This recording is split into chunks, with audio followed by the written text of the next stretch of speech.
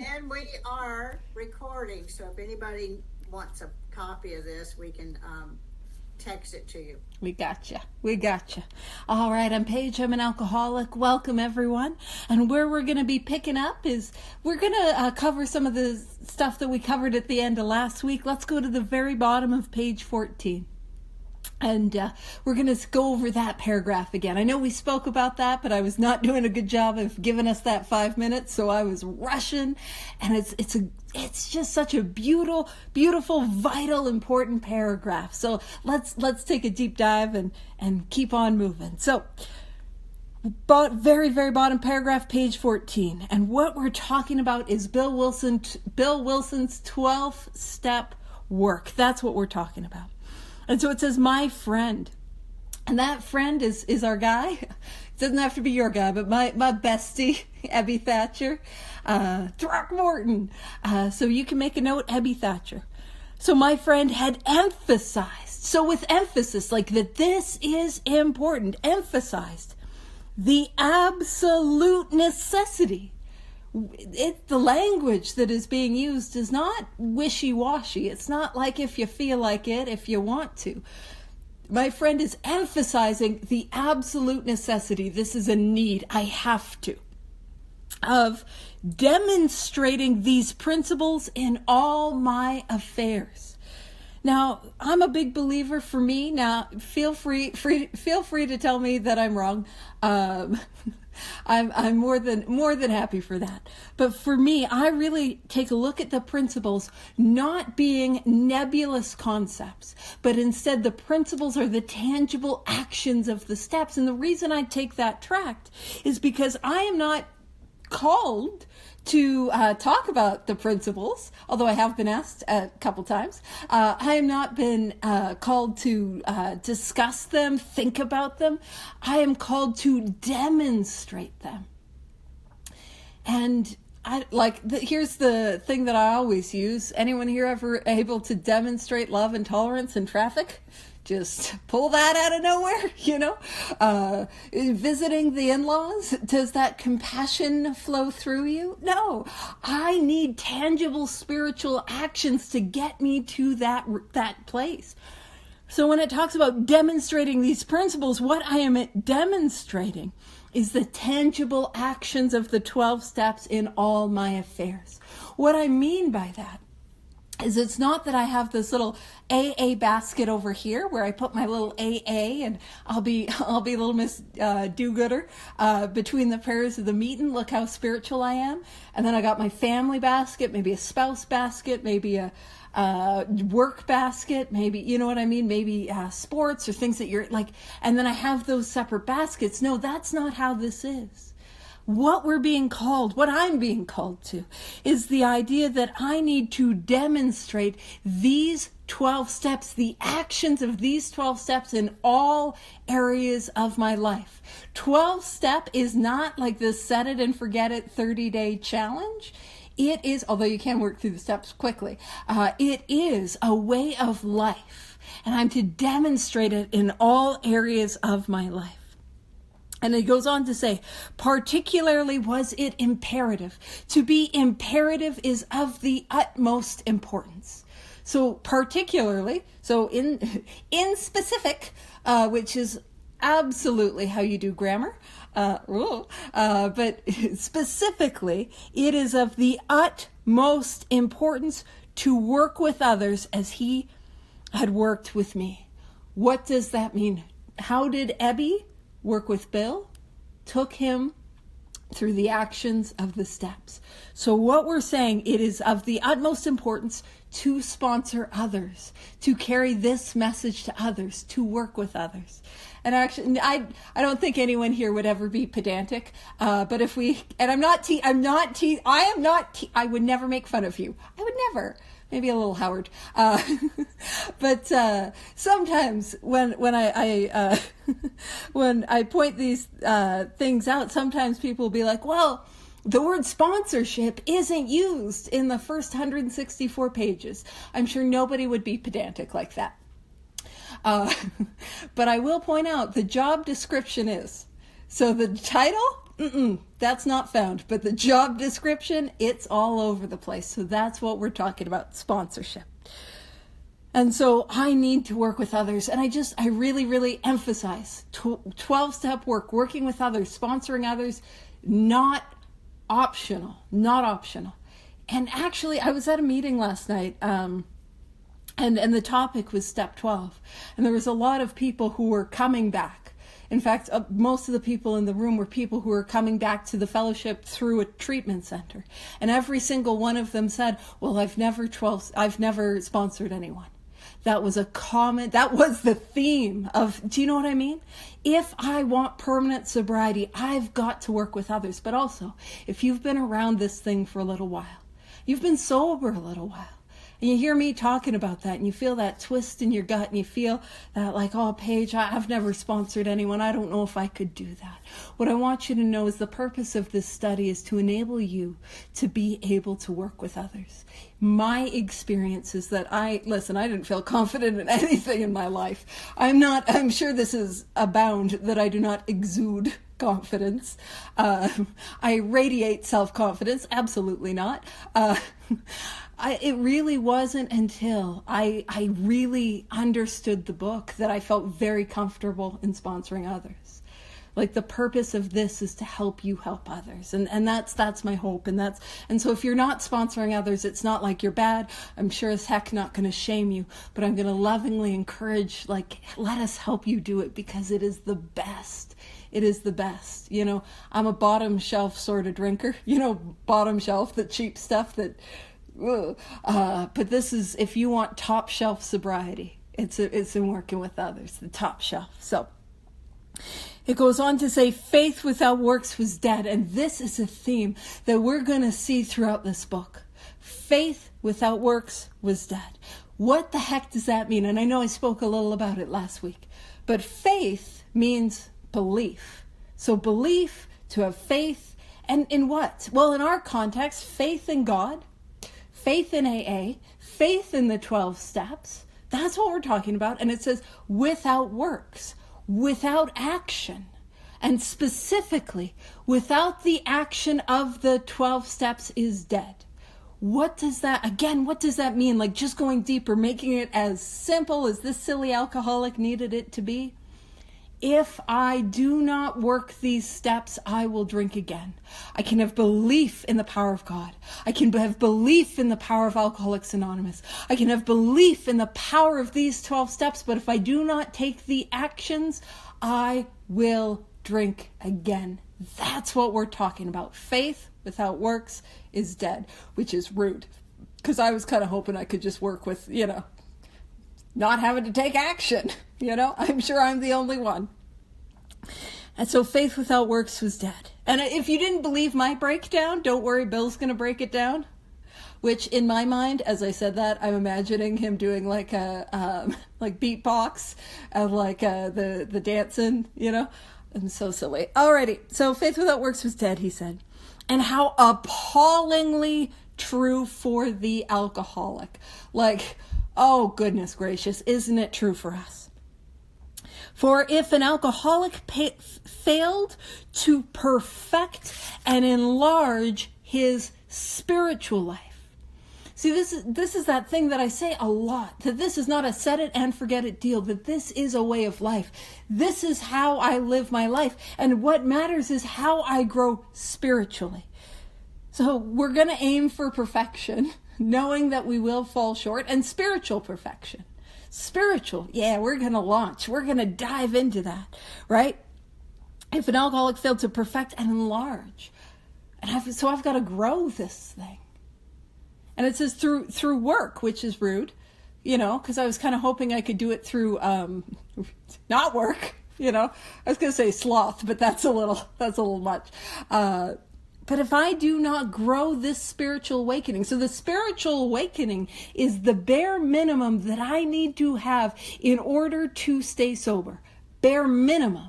But if I do not grow that, if I do not enlarge that, I'm going to drink again.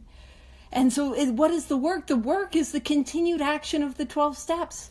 11, good to see you, Ozzy. Step 11, step 10, and we're going to talk about working with others. Those 4 through 9, that house cleaning, that's what we're talking about. Now I got to continue to grow this thing. See, I talk about this a lot. I don't know about any of you. I didn't stay well on one drink. You know, anyone here ever have one drink and be like, that was enough? I'm good. All done. Thank you. No. And that's my experience with the spiritual awakening. I can't stay well on an old experience just like I can't stay well on one drink. You know, I've got to grow it. So I perfect and enlarge it through the continued actions of the 12 steps as a way of life. So work and, no, I know you are, and I'm so glad you're here. And self-sacrifice for others. Self-sacrifice for others. That is working with others. That's what we're here to do. Again, sponsoring others. The job title, not in the book. The job description, all over the book, right? So I've got to work with others. I've got to carry this message to others. So he could not survive the certain trials and low spots ahead. If I do not grow the spiritual awakening, if I do not continue to seek, if I do not continue on this way of life, I will not survive. I will drink again. And it talks about the certain trials and low spots in life. Certain. There will be trials and low spots. And it's not because I'm an alcoholic. It's not because I'm a sober alcoholic. It is because trials and low spots are the human condition. It is a part of life. Loss, grief, pain, suffering is a part of life. And I am not exempt from life just because I'm living a spiritual way of life. There will be trials and low spots ahead. And I won't go into all of it, but some of the most painful experiences that I've had in my life, which is saying something because I was really on the dumpster fire before I got here, have happened in my sobriety, you know.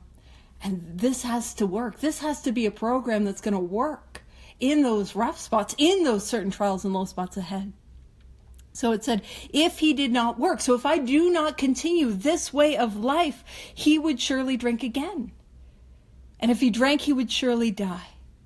Now, we're pointing to that step 1 idea. My step 1 proposition is this idea that I will drink again. That's what we're talking about. I will drink again.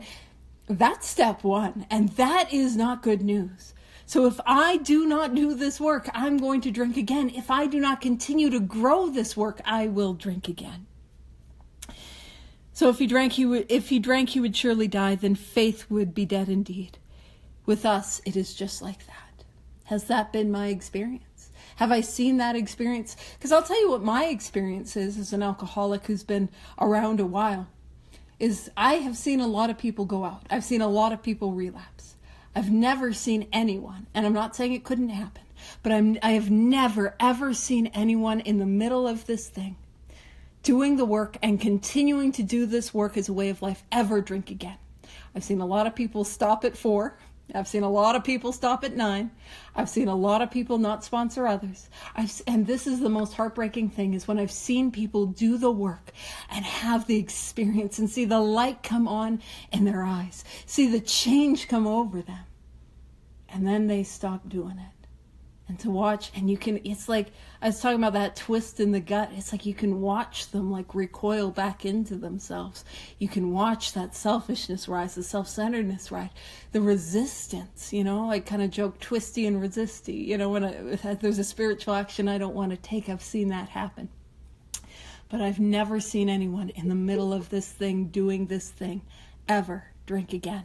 And that's been my experience. And it says, my wife and I abandon ourselves with enthusiasm to the idea of helping other alcoholics to a solution of their problems. And for me, that is a standard that I want to hold myself to. Am I abandoning myself with enthusiasm? Now, I'm going to go on an etymology tangent. I know it's a little early to go on one of those, but enthusiasm, its origin is Greek, and essentially in Greek what it means is to be filled with God's Spirit. abandoning myself, filled with God's Spirit. And of course, a little, me, I'm a little chipper about this thing. But that's what we're talking about. To the idea of helping other alcoholics to a solution to their problems. The solution is the spiritual awakening. So am I abandoning myself with enthusiasm to the idea of helping other alcoholics take these 12 steps? That's a benchmark. And so, by the way, just so you know, I do have those times where it's been a long day and I got like a bunch of sponsees lined up and I have that appointment and I have that thought, oh, please cancel. But then also don't cancel, because I have to have a strongly worded conversation about the importance of keeping your appointments. So like that, if you're like, oh, Paige, there's sometimes I would just rather, watch TV or watch the sports or whatever. That's all of us. But we abandon ourselves with enthusiasm. So it says, it was fortunate for my old business associates remained skeptical for a year and a half, during which I found little work. Bill Wilson still struggling financially, even now that he's sober. And actually, we would have spoken about a couple weeks ago how Bill Wilson lost the family home in sobriety. The book goes out to the world and they lose the home, Lois's family home. So he's homeless in sobriety.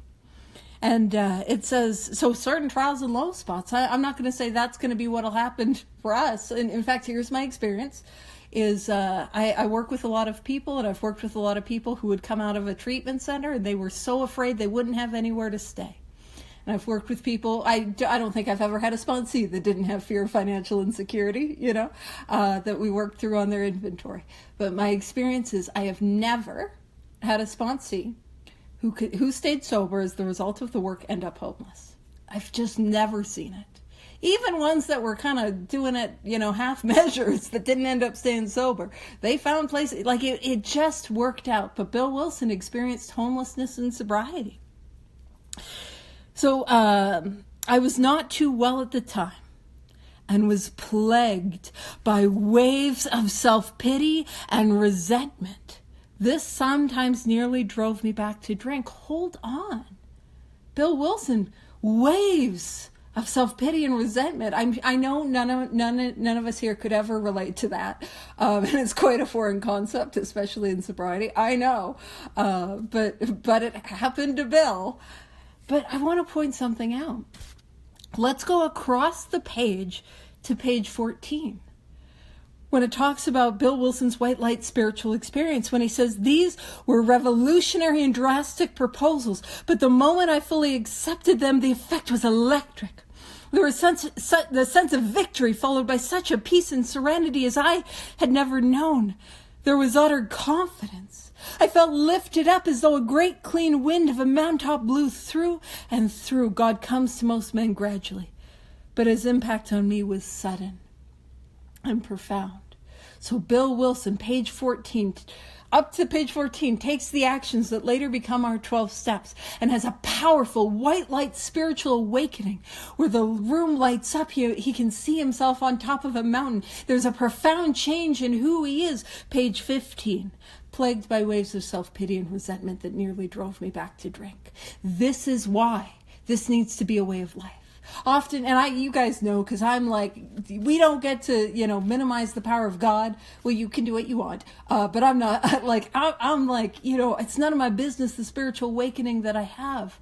And I can't stay sober on one. And I have had radical, powerful spiritual awakenings. And so we don't want to be like, oh, people don't have them like that anymore. That's not true. It's not true at all. But I want to point out that powerful spiritual awakening on page 14, which had I've got to go help others. It was a powerful experience. Page 15, self-pity and resentment that sometimes nearly drove me back to drink. That is why I need to continue to do this. And also bear with me, that's why I got to call a spade a spade. What I mean by that is a lot of times I'll work with people who are like, Paige, No, it's not. Listen, we get a resentment, we get a fear, we start pulling out the thesaurus, It's not a resentment. I'm just a little frustrated. I made some columns that say, it's not a resentment, it's just a little frustrated. They look eerily like the resentment ones. Like that I acknowledge what it is. That sometimes we go to meetings and we hear people say, honor your feelings. And that feels like some outside stuff. But what could that mean for us? What that means is to call a spade a spade. It's a resentment. I'm going to take some action on it. You know what? That's a fear. I'm going to 10 step that. I'm going to take that through the columns. That's what that can mean. So, plagued by self-pity and resentment. So I got to continue to grow this thing. Couldn't stay well on food I ate yesterday. I can't stay well on an old experience. I got to continue to seek them. So this sometimes nearly drove me back to drink, but I soon found when all other measures failed, work with another alcoholic would save the day.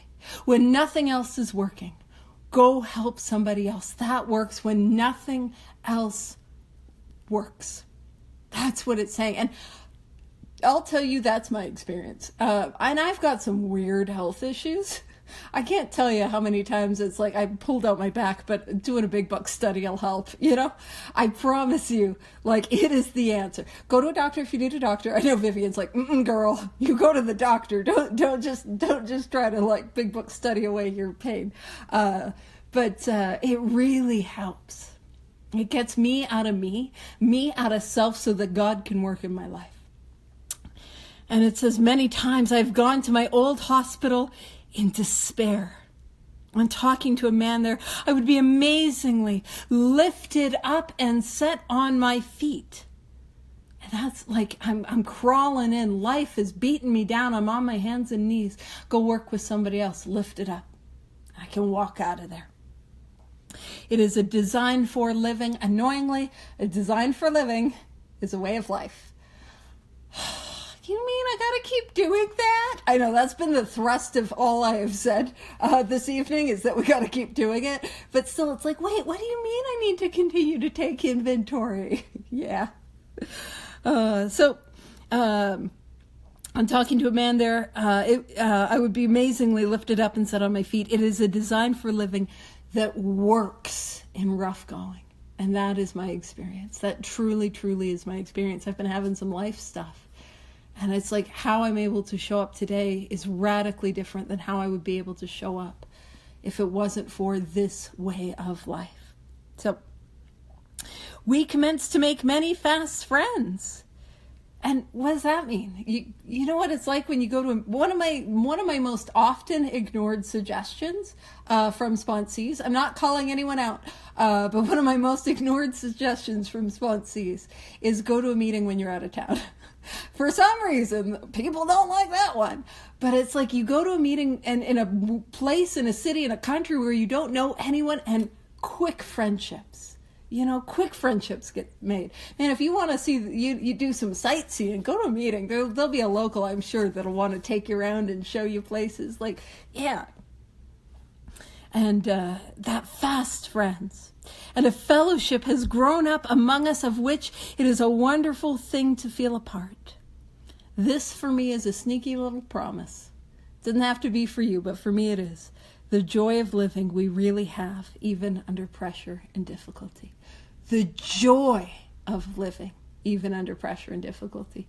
I don't know about you, but before I had a rigorous application of the 12 steps in my life, you could take me to Disneyland or Disney World. I don't know which is the one that's supposed to be happier than the other. But you take me there and I am miserable. Like miserable. I will suck the energy. I will suck out the magic or whatever. I am miserable. I will be, like on a roller coaster and just wanting to jump off. Like that's who I am on my own power. But in this way of life, I can find pervasive joy in the here and now. I've seen hundreds of families set their feet. And I love that it's families. It's not just the alcoholic, but their family. Set their feet in the path that really goes somewhere. Oh, not the vacation destination that really lands somewhere. The path. So again, path, way of life, road, not destination. I'm not done. I got to continue this. So have seen the most impossible domestic situations righted, feuds and bitterness of all sorts wiped out. I've seen men come out of asylums and resume a vital place in the lives of their families and communities. Business and professional men have regained their standing. Like this is what the result of a spiritual awakening looks like. Some of these things, like this is powerful. This is what is available. And now, it probably, if we haven't done the work, that doesn't feel any more achievable than don't drink, go to meetings. But I promise you, it's way more achievable than don't drink, go to meetings, especially if I am an alcoholic. But man, there's so much more to this thing. You know what I'm saying? Why settle? Why settle? And it says there is scarcely any form of trouble and misery which has not been overcome among us. And I believe that is a line that has become more and more true as time has gone by. You know, it was about 80 white dudes. 80 white dudes. And I have a feeling there's a vast depth and width to the trouble and misery which has been overcome among us here in 2024. And the variety of alcoholics who have recovered from this illness. So in one Western city, that would be Akron and its environs. That would be the suburbs around Akron. The one that I know offhand is Cuyahoga Falls. I was at a hotel there. This is my little Akron fun facts. So in Akron and its environs, there are 1,000 of us and our families. We meet frequently so that newcomers may find the fellowship they seek. So why do we have meetings? To help the newcomer, to help those who are hurting, to help those who are struggling. That's the thrust of what. And like, listen, I know I said don't go to me. I know I'm not anti-meeting. I love meetings. It's one of those things that was always the easiest part for me. I'm like, oh, I got to show up. There's free coffee. Occasionally there's snacks, and I got to talk about me. Heck yeah, going to meetings. That was easy. And for some reason, I for many years I was not cursed, but I'd have a lot of sponsees that they would do everything except go to meetings. I'm like, go to meetings. It's kind of like if my mom, when I was growing up, she's like, one day I hope you have a kid that's just like you. It's like, sponsoring, one day I hope you have a sponsee that's just like you, But that's what the meetings are for, to help those who have not yet found a way out, which can help my orientation to the meeting, which is to say, what can I bring to it?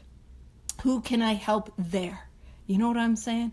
It's not about what can I get, but what can I give? And I promise you, when I show up to a meeting focused on what I can get, maybe this is not your experience. Maybe you guys are just more spiritually well and on the beam. But when I'm focused on what I can get when I get to a meeting, I'm noticing how I don't know about that, Sheriff. I don't know about, you know what I mean? I get my little judgy pants on and they're doing it wrong. And that person, they're sharing too long, better wrap it up. Why doesn't this meeting have a timer? You know what I mean?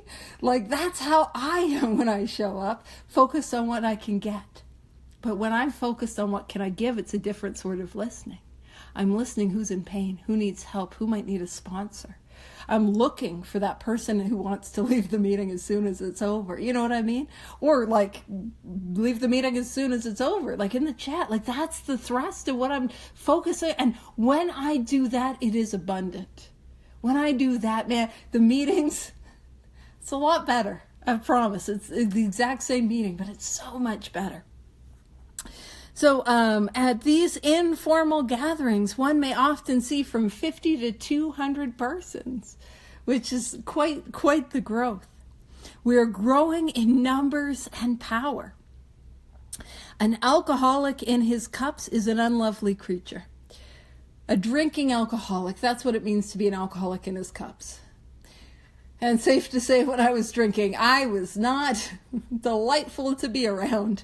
I was breaking things, and rarely were my pants dry. And I don't think I had two shoes, you know what I mean, that often. And it says, so, I'll just read it and talk about it. Our struggles with them are variously strenuous, So it's a lot of work. Comic. So there are some real funny moments, and tragic. And what Bill is trying to do is trying to prepare us for the responsibilities of working with others. It says, one poor chap committed suicide in my home. He could not or would not see our way of life. And what I love about that is Bill Wilson isn't, I'm going to tell us who he is, because I'm a weirdo that's like, oh, who's this guy? But Bill Wilson isn't telling us who he is. Bill Wilson isn't making this about him. I'll explain the situation, and you'll see how I would have made it about me. But Bill Wilson is making it about the poor gentleman who could not find this way of life. And he's giving it as just a heads up for us. And so the gentleman who passed away, his name was Bill C. And he was, so this, again, this is why we had to change the stories. It's all these bills. It's Bill 1, Bill 2, Bill 3, Bill 4, all these bills. And he was an alcoholic, but he also struggled with gambling, and he died in 1936. And it was after he lived with Bill and Lois for a year. So imagine having someone live with you for a year. And what had happened is that he had stolen like $700, like over, I think it was over the course of that time, $700 of their clothes and their luggage. And he comes in, and I won't describe how, but he comes in and he finds him dead. And when that sort of, listen, when things happen to me, I make it about me. I'm like, do you know what I went through? I would make that about me, because I am self-centered. But he's not making it, Bill Wilson is not making it about Bill Wilson. Bill Wilson is saying, hey, you won't be able to save everyone. There are some people that just aren't going to grab a hold of this thing. And it goes on to say, there is, however, a vast amount of fun about it all. And there is. I mean, I'm not going to say people are doing it right or doing it wrong, but if we're not joking around, we might, there's a lot of fun to be had. Glad you're here. We're on page 16. I suppose some would be shocked at our seeming worldliness and levity. So worldliness is to be a part of the world. Like to not be like a hermit or a monk living, sequestered or cloistered. And my old sponsor was like, you could be a nun. And I'm like, no, I could get into a lot of more shenanigans that I do, but I would like some quiet time, actually. That'd be nice, But to be a part, and levity is that ability to joke, to laugh, to not take ourselves so seriously. But just underneath that ability to be a part of the world, to laugh, to joke, just underneath there's deadly earnestness, that's sincerity. And it says faith has to work 24 hours a day in and through us or we perish. Faith has to work. Faith cannot be an over there idea. Faith without works is dead. Faith has to flow through me as the result of the actions that I take 24 in and through me 24 hours a day or we perish. What I need to do, like what is the point of the 12 steps? It's to clear away the channel inside of me between me and God, higher power, creator, spirit of the universe, so that power can flow through me. So it's not my love and tolerance in traffic.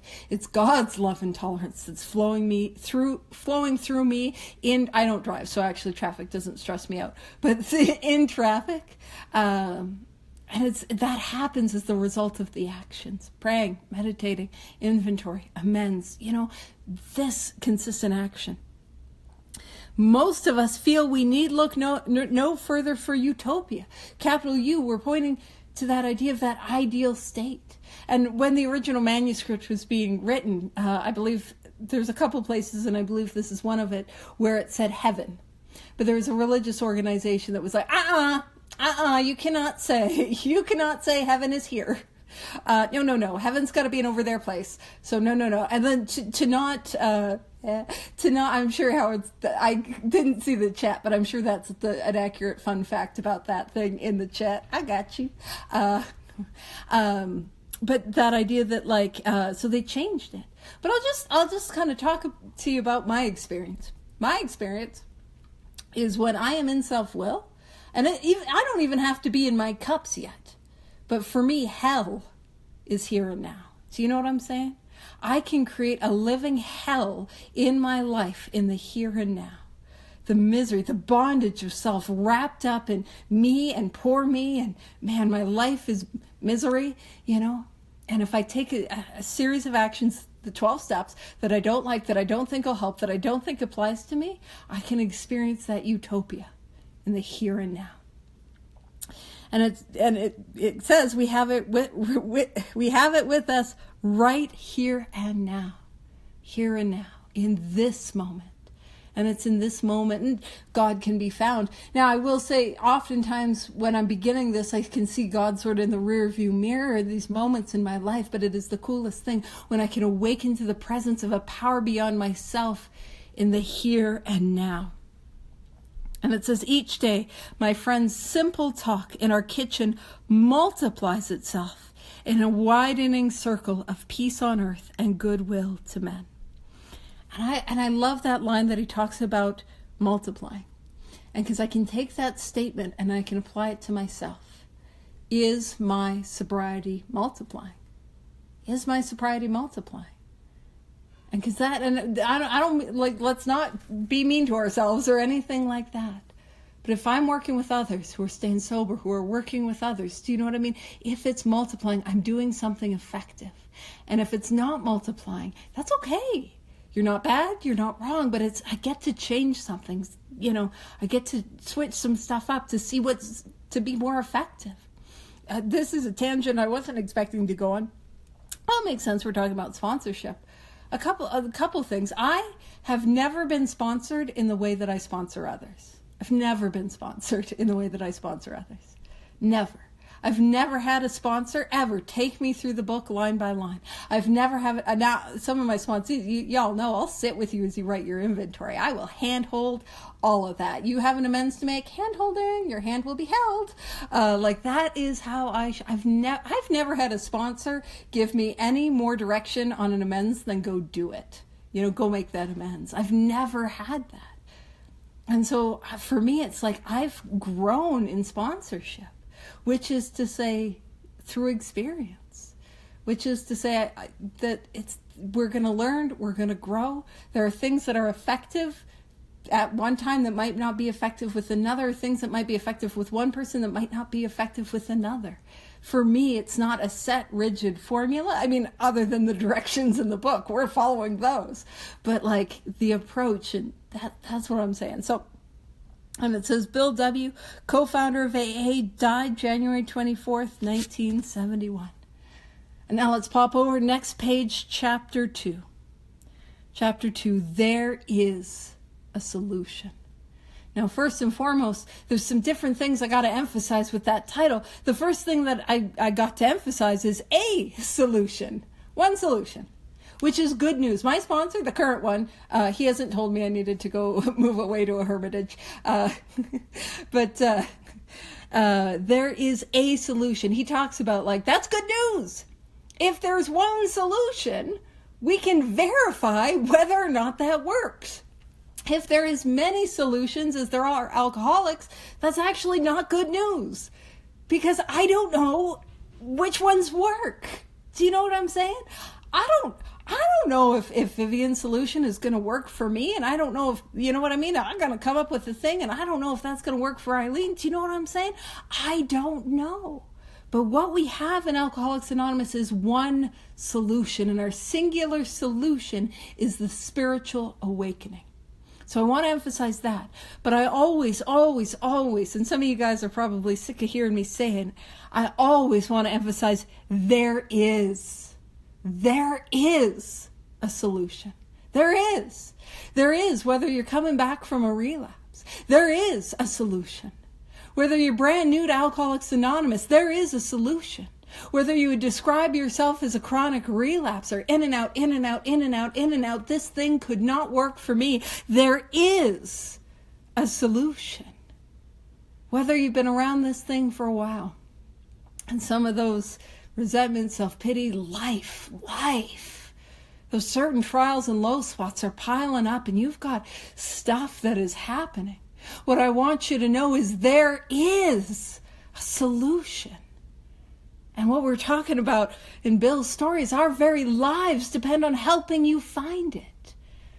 And what we saw for Bill, too, is that it did not take long to get well. It does not take long to get the solution. It does not take long to have a spiritual awakening. Do not wait. I'm going to make another, not inappropriate, but a little, Paige sort of reference, which is to say, I wasn't known for sipping my alcohol.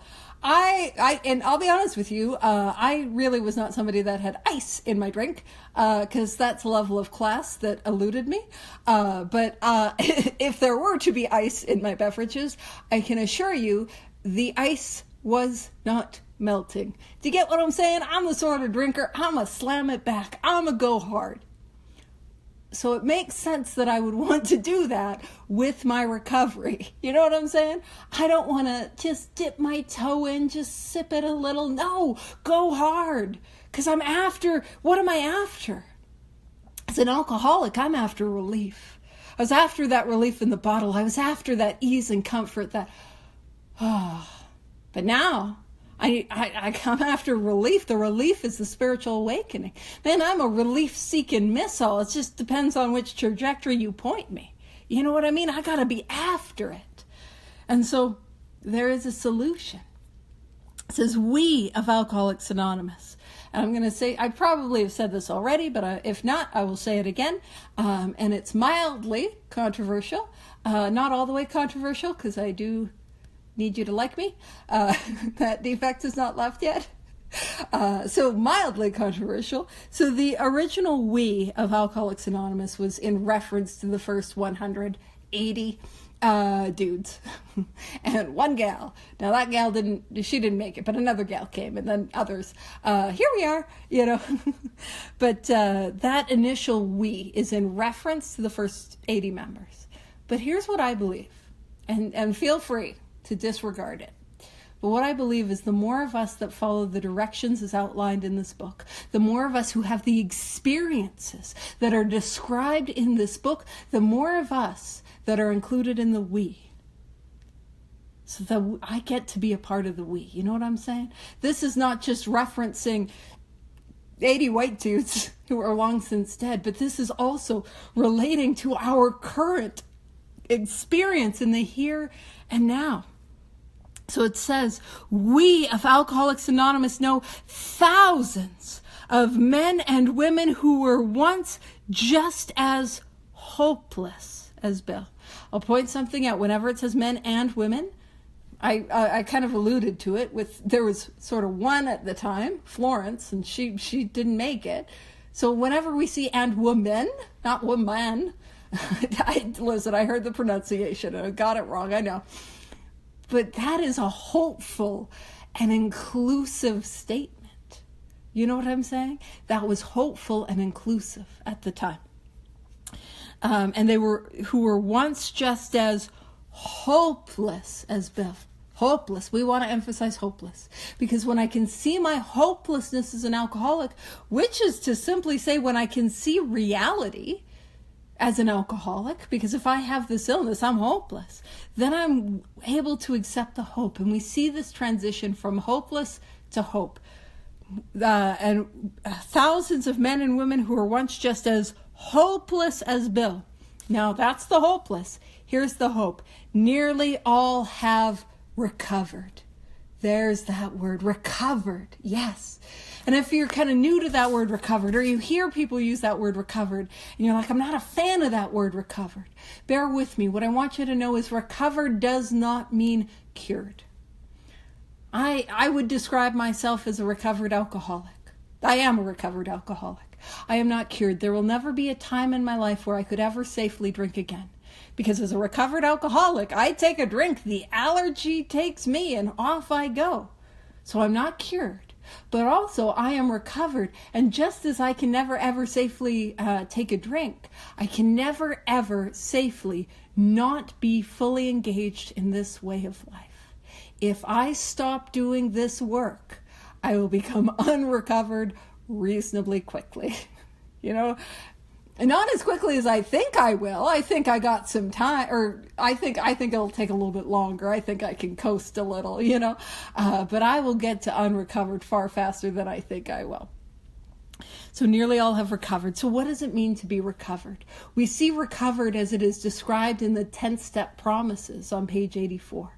I'm not going to bounce us there just for the sake of time. But when we talk about being recovered, we're talking about the mental obsession, the insane thought that I have when I am as sober as I am today, but my illness is untreated, that tells me I can take a drink, is gone. This time will be different, gone. Nobody will ever know, gone. I'll go out for 3 drinks, gone. F this, F that. There's no alcoholics in South Carolina, gone. Gone. It's gone. But it is gone as the result of the actions that I take, and it stays gone as a result of the actions that I take. It's ultimately God's grace, because I don't do it. But I put myself in a position to receive the grace. So that's what it means to be recovered. The mental obsession is gone. And it says they have solved the drink problem. There's an answer. There's a solution. I'm going to point out, we're not using sort of like kind of, just hold on, one day at a time. No, solved, recovered. Man, there's an answer. There's a solution. There's a definite, here's what you got to do, which is why it's good there's one. Because I would have been lost in the weeds. If I was trying to figure it out on my own. And it says, we are average Americans. All sections of this country and many of its occupations are represented, as well as many political, economic, social, and religious backgrounds. We are people who normally would not mix. In the foreword to the 4th edition, we reference that line. And it's that idea that today, that line, we are people who normally would not mix, but also all sections of this I don't think there's any other Canadians here. So your country, although this one too, up here, is cold. Many countries around the world, from variety of occupations. There is a depth and a width, the breadth of the people who have been affected and able to be recovered and to stay sober, that permanent contented sobriety, right? That when this was written, it's 80 white guys. And now it is deeper and wider. So it says, so we are people who normally would not mix. And some of you are looking at me and you're like, absolutely not. If my life didn't depend on it, I wouldn't be here. I was saying this at my earlier big book study today, that it's listen, if you've asked me for help, you got to be truly desperate. I am the last refuge of the truly hopeless. So if you're hanging out here on a Wednesday night and you're like, I don't know if I'm an alcoholic, well, you're hanging out with me. So it's a good indication that you're pretty hopeless. You know what I'm saying? You got a bad strain. It's a bad strain that you got if you're hanging out with me. But there exists among us a fellowship, a friendliness, and an understanding which is indescribably wonderful. We are like the passengers of a great liner the moment after rescue from shipwreck, when camaraderie, joyousness, and democracy pervade the vessel from steerage to captain's table. And so what we're referencing is the Titanic disaster. And the Titanic sunk in 1912. And I'm just kind of pointing that out because it was a pretty big disaster and a well-known disaster, but one that wasn't so recent that you kind of couldn't talk about it. You know what I mean? So they're referencing the Titanic. And so when it says we were like passengers of the great liner the moment after rescue from shipwreck, they're talking about very literally the experiences of the survivors of the Titanic. Now, I am going to take a slight left turn and reference the James Cameron movie. 97.